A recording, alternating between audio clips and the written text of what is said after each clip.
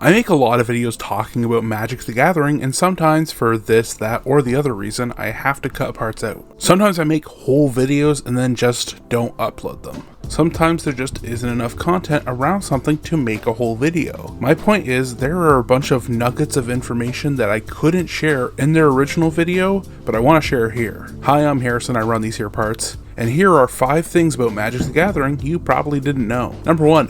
Havok the Bothering. Magic the Gathering has long been the grandfather of trading card games, so it's no wonder that it is bound to have a couple parodies here and there. For the most part, the call comes from inside the house. Magic has released 4 parody sets now with a couple other side products, but they weren't quite the first ones to get to it. In 1998, Havok the Bothering was released, a parody card game that took direct sights on Magic. Being a parody, it followed a lot of the same tropes of the original. You played with a 60 card deck, you started with 21 sanity points, and you're trying to reduce your opponent to 0. You draw 8 cards in your starting hand. They only ended up releasing a base set to it named School Days. The set and ultimately the entire game only had 98 cards. And with those 98 cards, there were only 2 colors.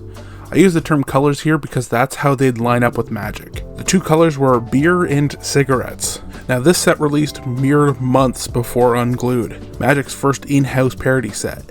And it definitely had the attention of Wizards of the Coast, as they had and still currently own the rights to Magic the Gathering. The original product were starter decks that were just 60 cards randomly thrown together with random cards from the first set. In it, they had a tongue-in-cheek instruction card that told players to not construct decks using these cards, as that would infringe on the patent that Richard Garfield and Wizards of the Coast owned. They were in the legal gray area as long as they acknowledged that players should play their original 60 cards that they open, and shouldn't reconstruct decks using separate pieces. Like most dead trading card games, this may have only had a single set, but they had plans for a second. The second set, Spring Break, was set to release with booster packs. Ultimately, this set never came to fruition. One thought behind it is since they stood in the legal gray area, as long as they sold full decks, the introduction of booster packs would have taken them out of that gray area. It also probably doesn't help any game flourish when Wizards of the Coast, the biggest company in TCGs at the time, put in a lot of effort to stop Havok from attending events and being put into stores. Sure, you can get away with being in a legal gray area all yourself,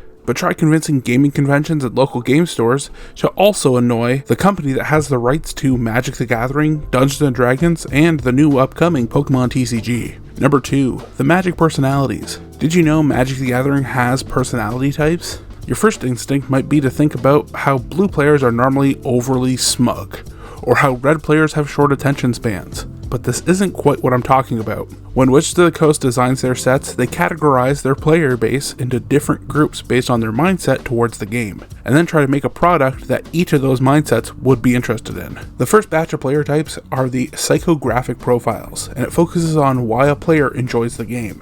Here we have Timmy, who is the type of player who wants to have big plays, slam down massive creatures, play cool spells, and just generally have fun. They don't necessarily care if they win or lose. They just want to have fun playing the game. This includes smaller groups of people like those who enjoy playing big creatures and stomping their opponents, social gamers who just enjoy the gathering part of Magic the Gathering, diversity gamers who are always willing to try different formats and styles of play just to get the full experience of the game, and adrenaline players who enjoy how unpredictable Magic can be at times and would love if each game was different from the last. If you're not a Timmy, you might be a Johnny. Johnnies love the deck building process and enjoy creating massively complex decks. If you enjoy a good combo deck, you're a Johnny. If you're someone who finds cards that are bad in most decks but good in this one niche Commander's 99, then you're a Johnny. Johnnies are combo players. They're artists who use their deck as a form of self-expression. They take a card that's objectively awful, and they see a card that just hasn't found its right home yet. The third of the psychographic profiles is Spike. Depending on the circles you hang out in, this might be the most well-known one. Spikes are competitive players. They will play the best deck in the format even if it isn't something they came up with. They spend their time in Magic trying to fine-tune their decks and trying to get better at the game themselves. One of these 3 probably aligns with you at least in some way, but there are also 2 aesthetic profiles that might overlap with you the most. These are based around what players enjoy the most in the game. The first one is Mel. Mel is someone who enjoys the craft of the game itself, the mechanics of the game, and how they function and bleed into one another to make Magic the Gathering a functional game. And it's exactly what Mel appreciates the most. If you enjoy coming up with custom cards, you might be a Mel. The final category is Vorthos. Vorthos is the type of player who loves the lore and the creative tie-ins throughout the game. If you know the term flavor when it comes to Magic, Vorthos players love that. Now, Vorthos players are the type of player to follow the story as much as they can, and then show their appreciation in some way. This is where fan art, fan fiction, and cosplaying really comes in. But it doesn't need to be that outward. A lot of Vorthos players are fine with just appreciating the Magic lore on their own, or they may show their appreciation through something small, like making a deck that includes flavorful connections. Also, I've been showing clips from Alice Blackblade while I've been talking about Vorthos. If you aren't currently following her and you enjoy Magic's story, or you just want to start to dip your toes into it, I highly recommend checking out her channel. I'll link to it down in the description. Number 3, Brushwags are literate. Brushwags are a creature type unique to Magic. They are quadrupeds that don't look much different than a fantasy version of a dog or cat, except for the fact that their entire body is made out of a sphere of twigs and branches. Their sizing varies a ton. Some can be as small as what you'd expect from a pet, and some can be as big as a house. Now, I've written a 3,000 word script that was going into a deep analysis of Brushwags in Magic the Gathering, but eventually some sane part of my brain decided this probably wasn't the best use of my time and that no one would want to see this. Funny enough, Magic has printed 2 Brushwags since I wrote and recorded that video. But in my research video, I came across an old piece of lore. Allow me to read that clip of lore verbatim. How could she contact the herder? Fulla did not wish to leave the village without her protection, but she must get the man a message. Ah, now she had it, whispering a quick spell of summoning. Fulla allowed the man to flow through her, and out into the universe. After a short time, something snuffled at Fulla's door. When she pulled the zebra skin hanging aside, a creature like a heap of animate kindling shuffled in, nearly filling her hut. The Brushwag peered curiously up at Fulla through the thick thatch of tiny twigs matted into its forehead. Fulla bowed to the Brushwag. Every creature was worthy of respect. Please take a message to the goat herd west of here. Tell him that Fulla and Kenlo must speak to him, but one of his goats. The animal may be in terrible danger. He must come to me and bring his goats. For all their size, Brushwags detested violence, but they generally enjoyed serving as messengers. The creature pawed once in understanding and backed carefully from her hut. It moved away to the west with a sound like sticks rubbing together. Fulla picked up a twig that had fallen on the floor. The Brushwag would go to the goat herd and paw out her message in the dust. This Brushwag is cognitively inclined enough to be able to understand spoken word and rewrite them. I don't need my degree in English to tell you why this is absolutely wild. I think people might underestimate the ramifications of someone or something being literate to this degree. Like, with the idea of literacy comes with the idea of having an identity, having an idea of self, being a person. If you're even remotely interested in a topic like this, I suggest reading 15 Dogs, which fully explores the impact that would happen when just a pack of 15 dogs suddenly has the ability to speak. There are discussions of faith, of power, of hatred. It gets really deep. And I may be going crazy over a small piece of Magic lore from over 30 years ago, but I don't think I can ever look at a Brushwag the same way again.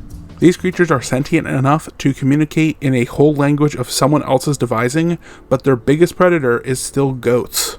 Number 4. Creature with no creature type. I spent a lot of time talking about creature types on my channel. I even made a whole video talking about what was the smallest creature type in all of Magic. But did you know we can go even deeper? Once upon a time in Magic's history, some artifact creatures didn't have creature types. About a quarter of all the artifact creatures in the original Mirrodin block were printed without a creature type. It just feels wrong to look back on nowadays, like they look naked. There are no subtypes. And I said a quarter of all artifact creatures. Mirrodin is an artifact heavy world, so this is still a sizable amount. This was all true until 2007 when we got the Grand Creature Type update. It was a massive errata of cards in Magic the Gathering where they added and took away creature types from the game so every card was standardized. If you look back on a card like Uncle Istvan, his creature type was originally Uncle Istvan, but now it's just human. Magic ultimately changed almost 1,200 cards. Except one card without a creature type stood true. Nameless Race is 3 and a black for a star. When it enters, you pay life with the cap being the number of white cards your opponents have on the field and in their graveyard. However much life you pay is how big Nameless Race is. Nameless Race, since its race is nameless after all, has remained the lone creature in Magic the Gathering without a subtype. It won. Despite not being a very great card, it gets remembered all this time later, and not just for looking like Zuko from Avatar: The Last Airbender. Number 5, the other silver bordered cards. So I've already briefly touched on the parody sets in this video, but I want to talk a little bit more about them. For those not in the know, Magic has released 4 full parody sets: Unhinged, Unglued, Unstable, and Unfinity. The first 3 have silver borders to denote that they are not legal in any tournament play. The 4th one tried to merge non-tournament legal cards with tournament legal cards. So if it has an acorn stamp on it, you can only play it in play groups and events that fully acknowledge and accept you playing these cards. But if it doesn't have an acorn stamp, you can play it wherever. This is, however, the exception of the cards from Unsanctioned. A play on words about how these cards aren't actually tournament legal. This was a box set of mini pre-constructed decks that included some reprints from the main sets along with some new toys. They're humorous cards. This rundown so far isn't all encompassing, but this is where the vast majority of silver bordered and acorn stand cards come from. But there are tons of other humorous cards that have popped up over the years. The first batch I'll mention is the playtest cards. These cards come to us from the mystery booster sets, and they're made to look like how Magic cards look when they're being playtested. These cards often stretch outside of what Magic can normally do, even outside of what some silver bordered sets can do. Back to the silver border world, in 2017, Magic released a couple cards celebrating other Hasbro properties. Grimlock Dinobot Leader is from Transformers, and he pumps your dinosaurs, vehicles, and other Transformers that can be converted into his Dinocide. Nerf Wars refers to the company's Nerf blasters, and requires you to shoot at your opponent's library. And the Sword of Dungeons & Dragons is a reference to the tabletop RPG. This one may look more familiar as it has been reprinted since, and it's a lot easier to get a copy of. This isn't where the Hasbro collabs ended, as we also have Ponies the Galloping, and then also an additional My Little Pony Secret Lair that would come out later. But the whole reason I wanted to include the round of trivia was the holiday cards. I'm usually not a massive fan of the holidays, but I love a good parody. These cards have been releasing annually since 2006. WotC gives them out at their annual holiday parties. It also sends them to people who work for them and their business partners. I've known some Magic content creators who have received them in the past. I also knew the owner for an LGS I used to frequent would get them often as well. They're all humorous cards that directly tie Magic the Gathering to the holiday season. The earliest cards are almost one-for-one direct parodies of actual Magic cards, but more recent cards have been seasonal motifs with a Magic twist. I may be known as a bit of a Scrooge around my household, but what's a Manadork gotta do to get one of these? That has been 5 pieces of Magic trivia you probably didn't know. As a massive trivia fan and someone who's made a bunch of scripts that have remained just scripts, I was glad to finally get some of this knowledge out there. If you knew all 5 of these things already, tell me a piece of Magic trivia in the comments that you don't think I know. Who knows? I might make another video and might use your trivia next. Thanks for watching, and don't forget to bullet your birds.